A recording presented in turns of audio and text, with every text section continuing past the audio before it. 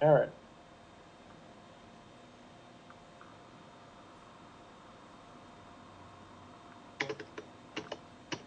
Am I back?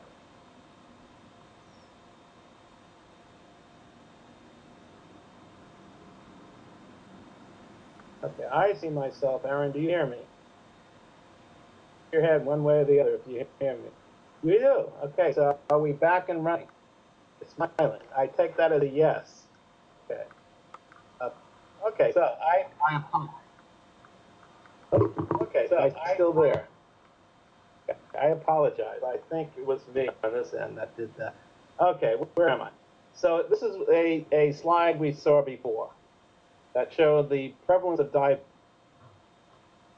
diabetes in 4 groups of individuals. And today let's focus just on the first 2, those in the traditional group and those in the integrated group. Because remember, those were the 2 groups that were the biggest in our study, 384 in the integrated group, 86 in the traditional group.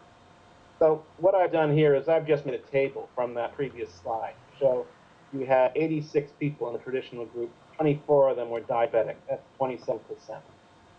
382 in the integrated group, 59 of them were diabetic, that's 15%.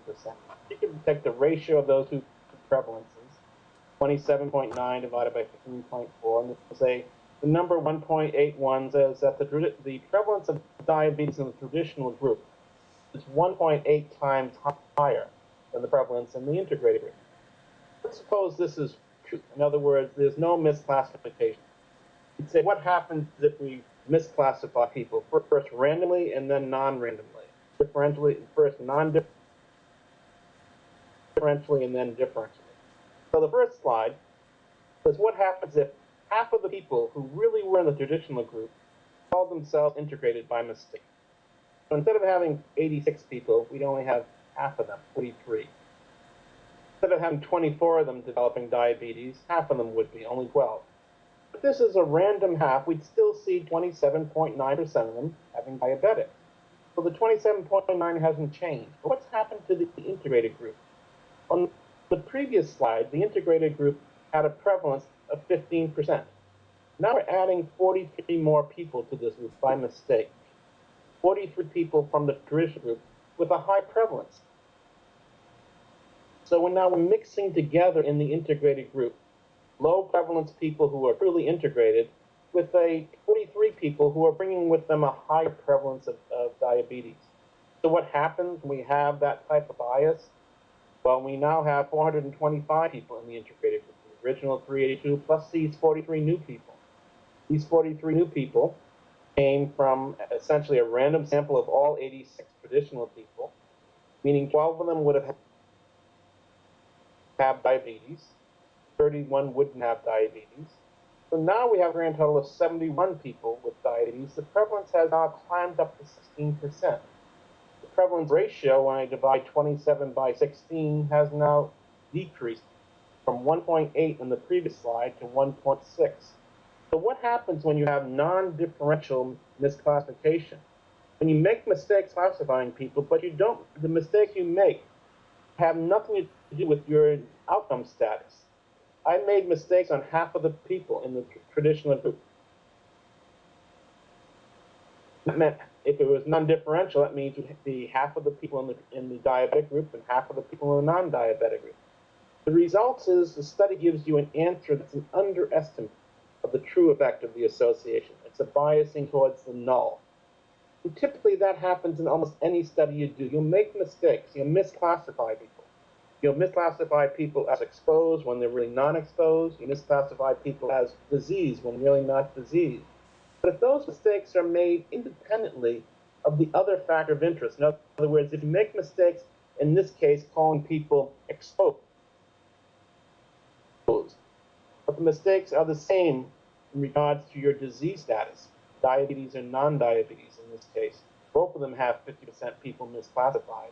The result is your study will give you a biasing towards the null. The odds ratio, the risk ratio, in this case, the prevalence ratio you observe, will be somewhere between the true value, the true prevalence ratio you would have if there was no mistakes, that would have been 1.8, and the value 1, which means the null value, no association. So you get a number that's underestimating the true effect of the exposure when you have random misclassification.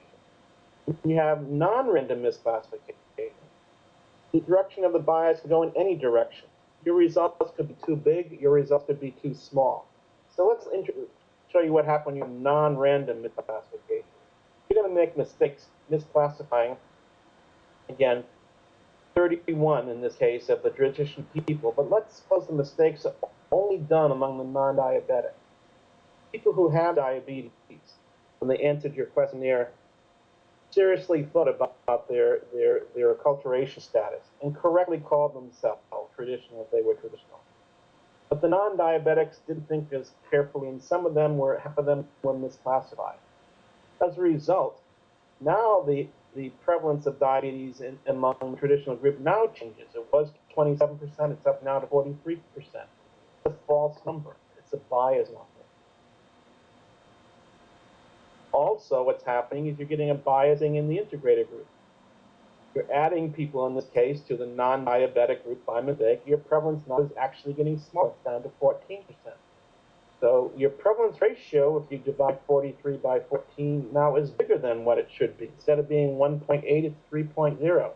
Depending where the non-random misclassification is happening, what's happening among diabetics or non-diabetics in this case, the result of your study could be an overestimate, as it is in this case, or an underestimate, as it might be in other cases.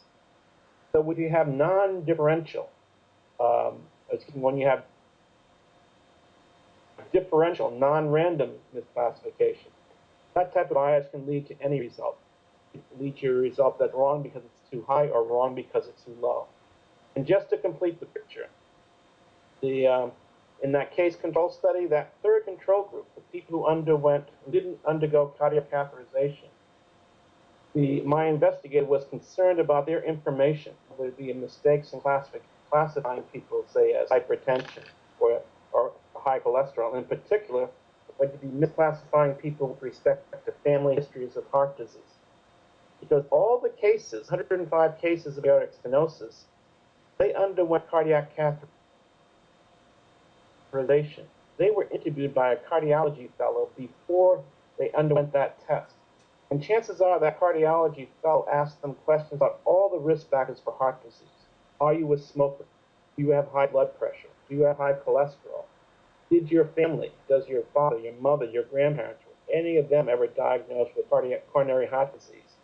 Information about family history was probably asked to all the cases. But the controls in control group number 3 were people who did not undergo cardiac catheterization. They were in the hospital for a different reason.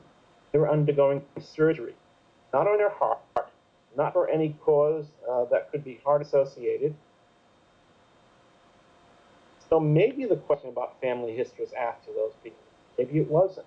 The point is we might be underestimating the amount of family history in control group 3 just because the information was gathered differently. So here's the results of what happened. Breakdown of the 105 cases.